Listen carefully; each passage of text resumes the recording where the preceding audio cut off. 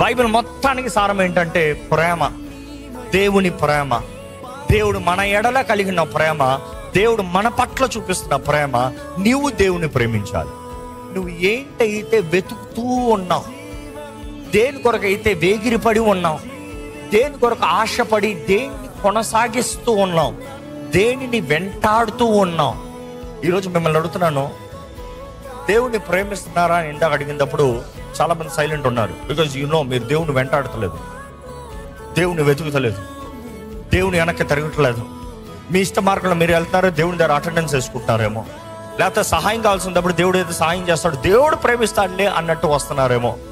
కానీ కమిటెడ్ అంటే ఏంటంట, నేను ఒకరితో రిలేషన్షిప్లో ఉన్నాను. ఎందుకంటే కమిటెడ్ అంటే వేస్ట్, టైం వేస్ట్ చేసుకోద్దురా. You see, that is where we need to see what are you committed. దేవునితో కమిటా? నీ మైండ్లో ప్రశాంతత, నీ జీవితంలో ఆత్మకార్యం జరుగుతానికి దేవుని ఆత్మతో నడిపించబడతానికి అవకాశం. ఆ సమయం లేసి ప్రార్థన చేయండి. 4వ జాము అని చెప్పాడు. 4వ జాము ఏంటంటే 3 o'clock to 6 o'clock. అదే చెప్పు. 3 గంటలకి నీ గర్ల్ ఫ్రెండ్ కాల్ చేస్తుంది, ఫోన్ చేస్తావా? అవసరమైతే పడుకుంటానంట, పడుకోకనే వెయిట్ చేస్తాను. అనుకునేటప్పుడు దేవుడు రావాలంట, నువ్వు అనుకునేటప్పుడు దేవుడు చేయాలంట. What have you sacrifice? Show one sacrifice.